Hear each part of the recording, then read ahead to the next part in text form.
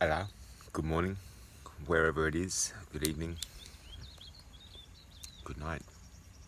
We're on the moon here in our world of wandering a little bit. Um, could call it squatting. There's so much land in this world that is just neglected for no reason whatsoever. And one of my backgrounds is gonna see what we can do to reverse that, being good stewards to land management. That's not what I want to talk about today. Today is a good talk on immunity and obviously the ways of creating it, the reasons for having it, um, and looking at some of the fundamental cliches like prevention's better than cure and possession is 9/10 of the law. So if you hold that confidence in yourself and you start to believe that your lifestyle predicts your capacity to live, then we end up being in a much better position. Now, natural health seems to be something that has created itself from a year of turmoil to people's lives. And at the same time, if we looked at the realities of statistics that are brought about across nations, individually and on a global scale, our questions would raise on any number of levels as to what are the real factors. I understand there'd be countries out there saying that there are more than there are, and I understand that there are countries out there saying that they've got less than what they do. So, again, it's like reading between the lines, not necessarily waiting for somebody else to tell you the answers in that. But immunity is one of the biggest things surrounding inoculation, vaccination, and the opportunity to take a look at that from a medical standpoint, a health, lifestyle choices in the past standpoint. And I love all the good intention that's being displayed in people's lives, and the shifts that are occurring through space and time being created, and the building of relationships with nature, family, and oneself, and the chance to escalate that on a global scale. It could be one of the factors why the Schumann resonance is rising up in such a way at times. And that could also be for something completely different, which is not on this topic. But when we have a look at the concept of pandemics, we have to take a look at what the realities are and the cost to society in it. What are the lessons that we can learn from it, assuming all things being equal, and that it's in reality affecting the elderly way more. Certain condensed populations and certain lockdowns can be creating greater saturation within areas, and it's also seemingly quite recoverable from, as we've seen, as some of the world's biggest leaders seem to get it and then it's gone. And so a little bit like the hot topics in the news. Could it be just a part of the season finale? So, having been, attempted to be formally arrested on air for discussing certain things about inoculation and vaccination, I've been bringing out another thing, which is more about the fact scene behind it, and it does take looking at some details, which I don't want to bore you with, but there are links in relation to it scattered through whether it be my world or where these pages end up that can get you to question the varying things that are said about the immunology surrounding COVID-19. How long somebody might be having built up immunity to it after having it, and they're dropping percentages around, is it about 88% until 3 months, and then about dropping to about 50 odd 60% at 6 months, and that, you know, obviously not tested correctly or fundamentally or over a duration, which are the foundations of a lot of vaccination development. How long will it last? How is it evolving with the variants? How will certain shots at last, depending on variants? What might be some of the complications that haven't been discussed yet in relation to taking shots from different companies? Looking at mutations. A lot to be looking at. Will it peter out within like 18 months like the Spanish flu did? Earlier symptoms of COVID were a lot more isolated and petered out within, 12 months. There weren't really any signs of it anymore. A lot of ways of looking at it. But in reality, however we would resist or however we would recover is going to depend on our own immunity. So what I guess is most important in a time where there could be food scarcity coming up, and that's another topic that we'll be discussing. There could be heightened inflation of food being admitted because it's already happening. There could be a number of other factors surrounding what you're actually able to create your own immunity with, and that does depend on what kind of food background one has. Now, we have to understand, there's been a lifelong philosophy that I've lived by, is that we are what we eat, because our cells are constantly rebuilding themselves throughout our organs, biggest one being our skin. We are renewed, apart from teeth and things, at a maximum of every 7 years. So while we might not have 7 years to navigate a fundamental shift and reset, we can actually do that in a very conscious and existent way. Now, when we do that, we navigate the new economy that we're interested in facilitating on the other side of what we have here, which is change.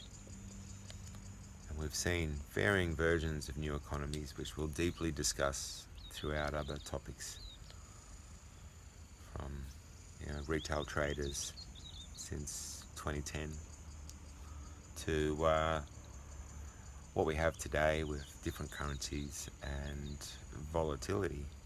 But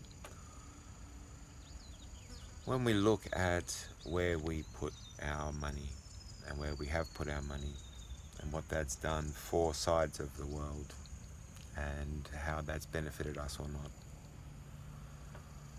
we start to then see that we hold the power in our hands to choose where we spend and how we spend. And for our future, and really it's like, I don't give a shit about me. I give a shit more about your offspring's offspring than you. And it's in that selfless nature of I'm a vehicle for a shift in the existence towards something better for humankind, so that what our generations that follow have is, I guess, closer to what I was capable of experiencing towards the earliest years of my life, during the 70s and the early 80s. Today is extremely different, and tomorrow is even more unprecedented, is a common word that gets delivered. So when we take a look at what are the changes that we're willing to make, what are the changes we're willing to make for our children? Now, having children that like different types of foods that are capable of being grown by them and yourselves and your neighbours and wider community, and the learning that occurs in the hand creation of what it is that we exist with, and how the opportunity to build our knowledge and skill sets through the knowledge of a wider community, not being as isolated, stepping out more, changing our lifestyle, barefoot in the dirt, tapping in to that Schumann resonance, 7.86 hertz. That is a vibration in which our bodies were born to operate in, and at the same time, we also need to make sure that we experience it.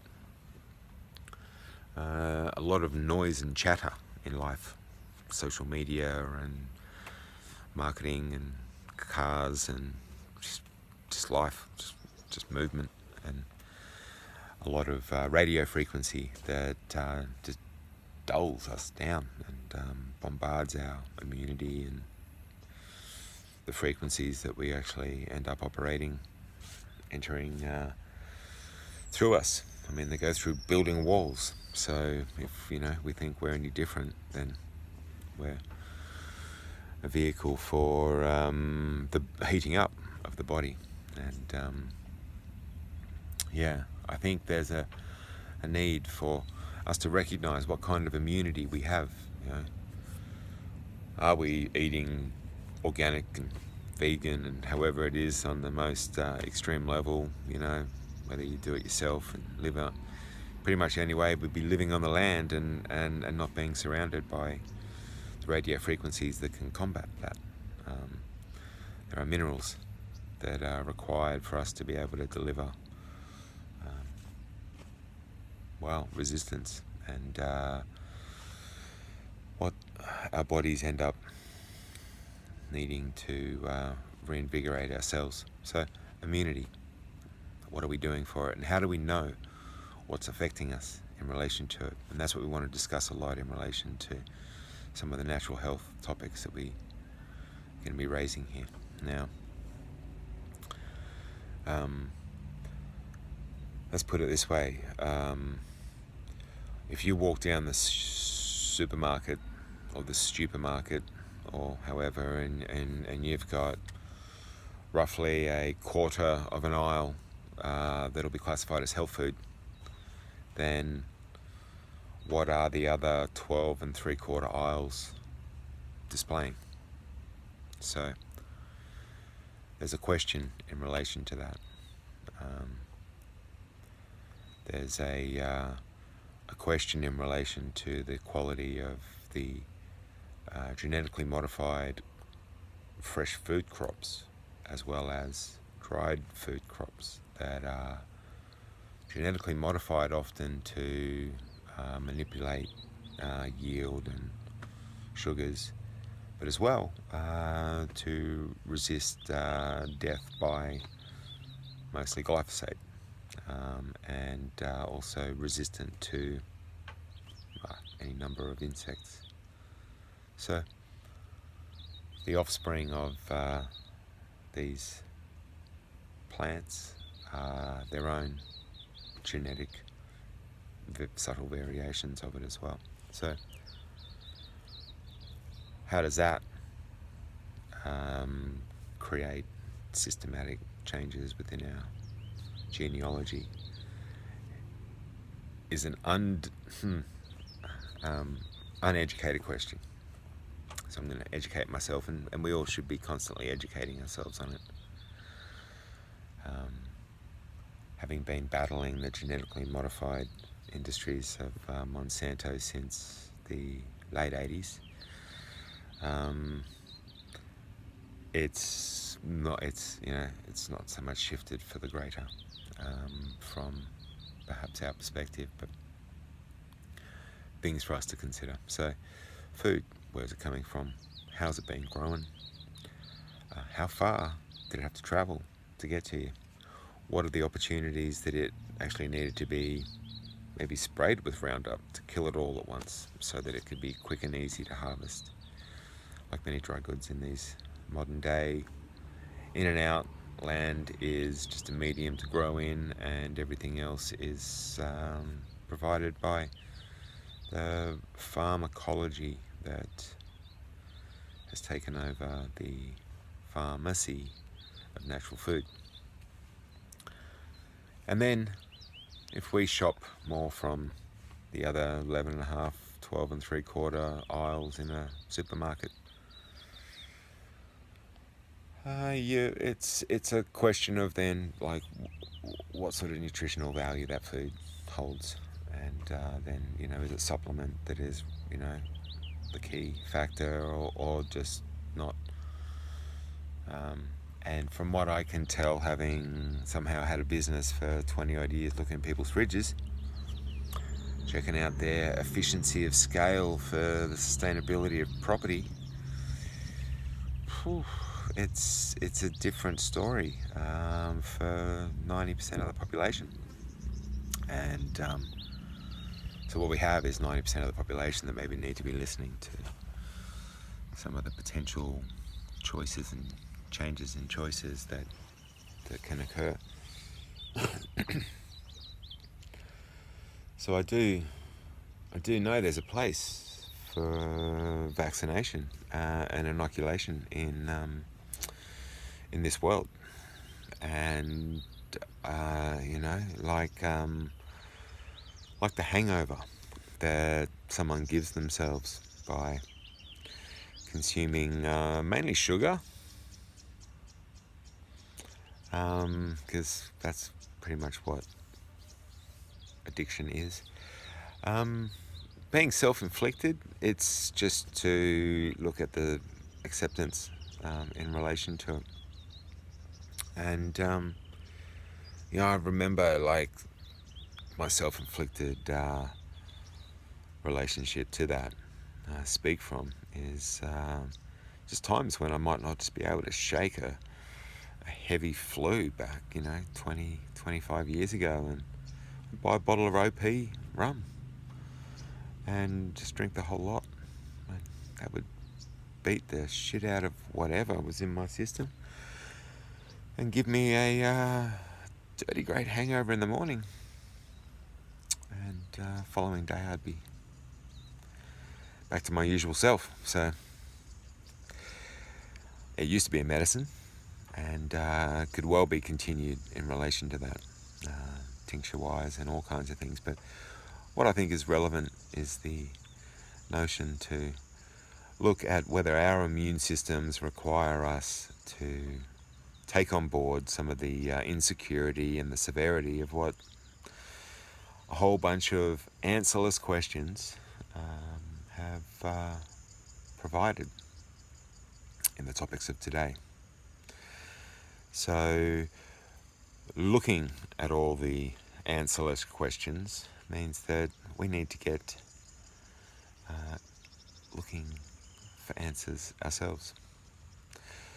So I hope I've inspired a little bit of questioning for you to have life-changing moments in the way that you see what is going on around the world around us, and the way that you participate in it from a point of knowledge and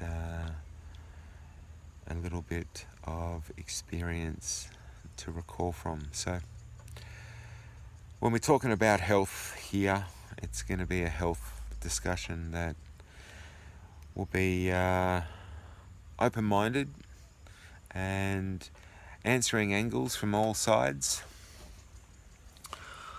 And from those 70s and 80s, I'll speak that, well, my mum was one of the CEOs of the world's largest pharmaceutical company here in Australia, and all the Actifed CC and the Codral cold and flu and all of the hundreds of other products and the immunology that the company went on with had created a mark on me to follow natural medicines and to a degree other dealings within conflicting industries. And then marries her ex-boyfriend from high school, quits the job,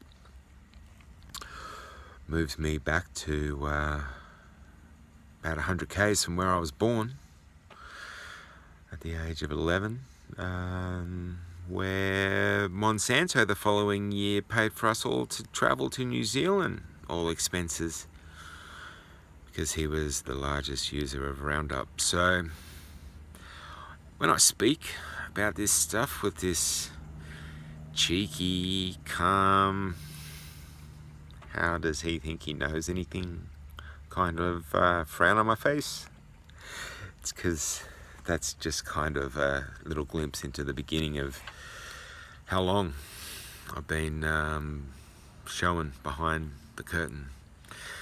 And one day I'll do a video as to why I was shown the triggers to even see behind it in the first place. And honestly, I think this world was just forced upon my parents so that they can show us a way to change it. So I give thanks to them with a lot of respect to the elder generations. And I think that skipping past the boomers that showed me what not to do,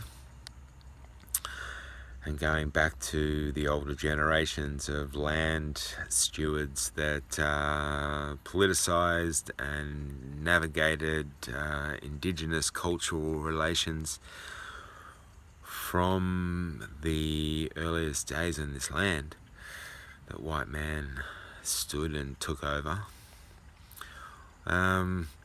It's properly in my genes to discuss the depths of how change can come, and bringing you guys on the journey is a real privilege. So I appreciate how you listen, like, and spread these words, and respect. Till then.